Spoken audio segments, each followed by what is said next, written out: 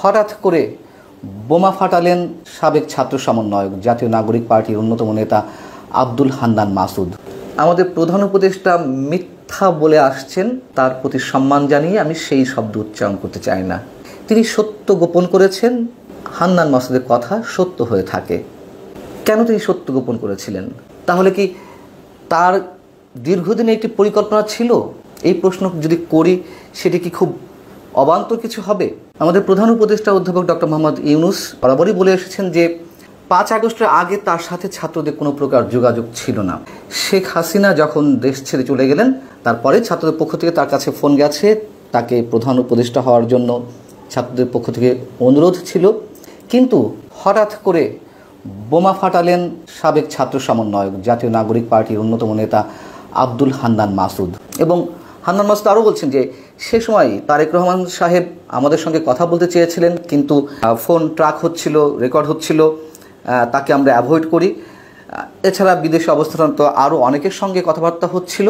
অথচ আমাদের প্রধান উপদেষ্টা একাধিকবার বলেছেন যে প্রধান উপদেষ্টা হওয়ার জন্য তার প্রতি অনুরোধ জানিয়ে যে ফোন গিয়েছিল ছাত্রদের পক্ষ থেকে, এর আগে এসব বিষয়ে তাদের সঙ্গে তার কোনো যোগাযোগ ছিল না। তিনি সরাসরি তো তার সাক্ষাৎকারে বলেছেন, বিশ্ব অর্থনৈতিক ফোরামের বার্ষিক সম্মেলনে আরও কয়েক মাস আগে আন্তর্জাতিক গণমাধ্যম ফিনান্সিয়াল টাইমসকে তিনি একটি সাক্ষাৎকার দিয়েছিলেন সুইজারল্যান্ডের দাভোসে বসে।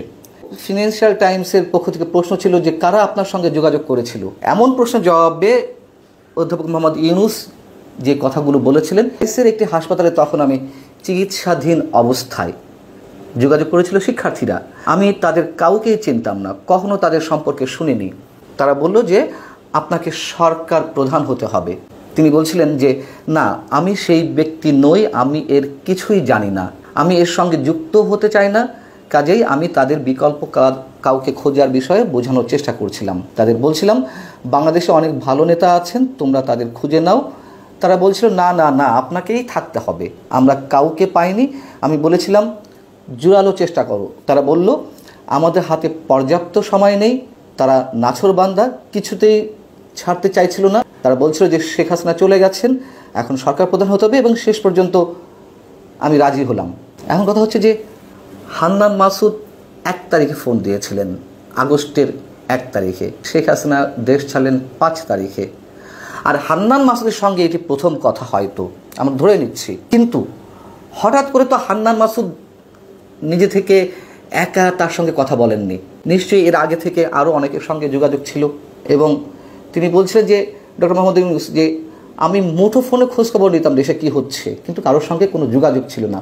কারোর সঙ্গে যদি কারোর ছাত্রদের যোগাযোগ না থেকেই থাকে, সেই 1 আগস্টেও বা হান্নান মাসুদ কি হঠাৎ করে তাকে ফোন দিয়েছিলেন? এবং সেই আন্দোলন চলাকালীন সময়ে শেখ হাসিনা সরকারের পতনের জন্য যে আন্দোলন, কোটা বিরোধী আন্দোলন থেকে 1 দফা আন্দোলন যেটি এলো, তখন অনেকের সঙ্গে কথা হচ্ছিল। বিদেশে অবস্থানরত আরও অনেকের সঙ্গে তাদের কথা হচ্ছিল, দেশে অবস্থানরত বিএনপি নেতাদের সঙ্গে কথা হচ্ছিল। তারেক রহমানের একটি কথা আমি বরাবরই বলি, বা বিএনপির সঙ্গে এই আন্দোলনের সময় যদি সরকারে বিএনপি থাকতো, বিরোধী দলে যদি আওয়ামী লীগ থাকতো, তাহলে নিশ্চয়ই আওয়ামী লীগ সেটি ক্যাশ করত, বিএনপিও সেটিকে ক্যাশ করেছে হয়ে থাকে। এটি রাজনৈতিক হিসাবের কথা। আর এই আন্দোলনের যে একটা ম্যাটিকুলাস ডিজাইন ছিল, সেই কথা তো আমাদের প্রধান উপদেষ্টাই আরও একটি অনুষ্ঠানে, যুক্তরাষ্ট্রে ক্লিন্টন ফাউন্ডেশন একটি অনুষ্ঠানে তিনি নিজেও সেটি বলেছেন, ছাত্ররা সূক্ষ্ম পরিকল্পনা নিয়ে এগিয়ে যাচ্ছিল। আর সরকারের এই মুহূর্তে যিনি তথ্য বিষয়ক উপদেষ্টা দায়িত্বে আছেন মাহফুজ আলম, তাকে তিনি মাস্টার মাইন্ড হিসেবে পরিচয় করিয়ে দিয়েছিলেন। অতএব আমাদের প্রধান উপদেষ্টা মিথ্যা বলে আসছেন, তার প্রতি সম্মান জানিয়ে আমি সেই শব্দ উচ্চারণ করতে চাই না। তিনি সত্য গোপন করেছেন, হান্নান মাসুদের কথা সত্য হয়ে থাকে। কেন তিনি সত্য গোপন করেছিলেন? তাহলে কি তার দীর্ঘদিনে একটি পরিকল্পনা ছিল? এই প্রশ্ন যদি করি সেটি কি খুব অবান্তর কিছু হবে? এবং আমরা তো এখন নানান মাধ্যমে জানতে পারছি যে কীভাবে এই আন্দোলন গড়ে উঠেছিল। একই সঙ্গে কদিন আগে সরকারেরই আরেক উপদেষ্টা, ছাত্র সমন্বয়কদের প্রতিনিধি হয়ে যিনি আছেন এখনও পর্যন্ত, স্থানীয় সরকার বিষয়ক উপদেষ্টা আসিফ মাহমুদ সজীব ভুইয়া, তিনি বলেছিলেন যে যদি শেখ হাসিনার পতন 5 আগস্ট না হতো তাহলে আমরা সশস্ত্র বিপ্লবের প্রস্তুতি নিচ্ছিলাম। তো সশস্ত্র বিপ্লব করতে গেলে তো অস্ত্রের প্রয়োজন, এ কথাও আগে আমি বলেছি। তাহলে সেই অস্ত্রগুলো কারা দিচ্ছিল, কোত্থেকে আসছিল, টাকা পয়সা কোত্থেকে আসছিল, এগুলো অবশ্যই খুব গুরুত্বপূর্ণ প্রশ্ন। এর সঙ্গে এটুকুও মনে করিয়ে দিতে চাই, সেই আন্দোলন তো নিশ্চয়ই সারা দেশের মানুষের একাংশ এই আন্দোলনে শরিক হয়েছিল। আওয়ামী পরিবারের অনেক সদস্য এই আন্দোলনে ছিল, এটি বাস্তবতা। কিন্তু ভেতরে যে ডিজাইনটি ছিল এটি আর সাধারণ মানুষ জানতেন না। এখন ছাত্ররা কোন পরিকল্পনা নিয়ে গিয়েছিল, কতদিনের পরিকল্পনা ছিল, কী উদ্দেশ্যে ছিল, কোন কোন বিদেশি শক্তি তাদেরকে সহযোগিতা করেছে, এগুলো অনেক বেশি ভ্যালিড কোশ্চেন।